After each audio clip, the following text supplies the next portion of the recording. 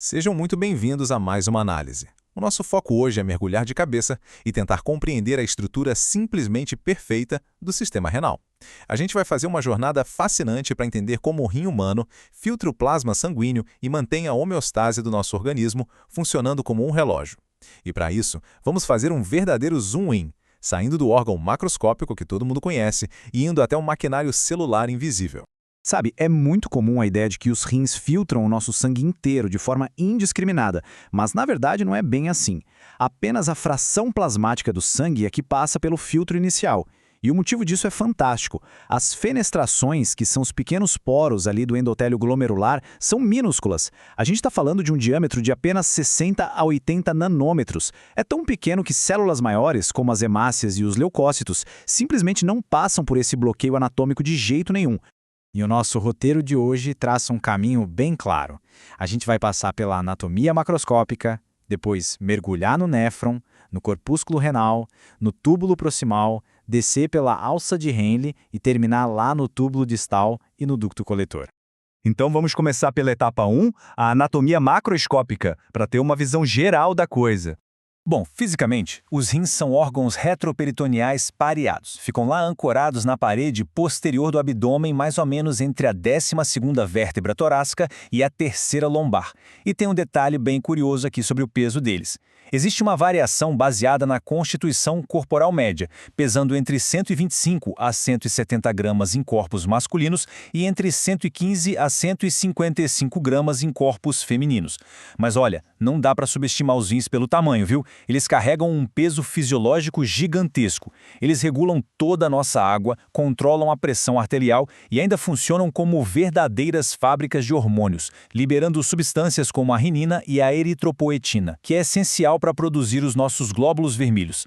E essa imagem ilustra brilhantemente a estrutura interna. Dá para ver direitinho a divisão. Por fora, a gente tem o córtex renal, que é essa área mais pálida. Por dentro, a medula renal, que é mais escura. E é lá na medula que ficam aquelas estruturas em formato de cone, as pirâmides de Malpighi.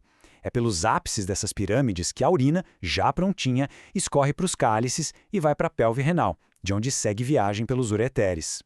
Agora, vamos dar um passo a mais. Etapa 2. O néfron, a grande unidade funcional do rim. Pensa no néfron como a engrenagem principal de toda essa fábrica. Ele é a unidade responsável por fazer a mágica acontecer e filtrar o plasma de verdade. E tem uma curiosidade embriológica sensacional aqui.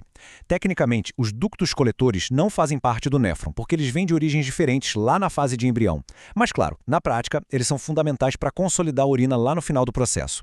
Olhando para essa estrutura agora, fica evidente que o posicionamento não tem nada de aleatório. A gente percebe que os corpúsculos renais ficam super bem acomodados ali no córtex, enquanto aquela rede maluca de túbulos e alças mergulha profundamente lá na medula renal.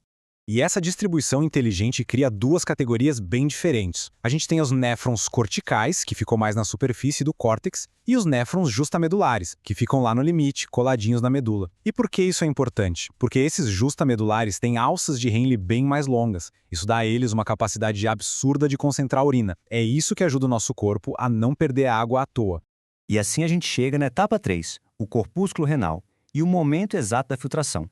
A mecânica dos fluidos acontecendo aqui é uma verdadeira obra de arte da biologia. A gente tem um inovelado de capilares, que é o glomérulo, encaixado dentro da cápsula de Bowman, que parece uma tacinha. O sangue entra com tudo sob pressão pela arteríola aferente. O plasma é literalmente espremido para fora, para o espaço da cápsula, e o que não foi filtrado segue caminho pela arteríola eferente. É um sistema totalmente arterial e assustadoramente eficiente.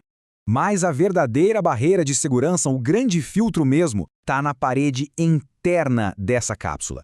Ali ficam umas células cheias de ramificações chamadas podócitos. E os bracinhos dessas células, os pedicélios, se entrelaçam criando um diafragma com fendas de meros 43 nanômetros. É essa peneira microscópica que garante que as nossas proteínas grandes e importantes não escapem na urina, liberando a passagem só de um ultrafiltrado super limpo. E o mais impressionante é que isso não é só um diagrama bonito. Essa imagem de histologia real de um glomérulo humano prova que toda essa densidade e complexidade existe de verdade trabalhando aí dentro sem parar.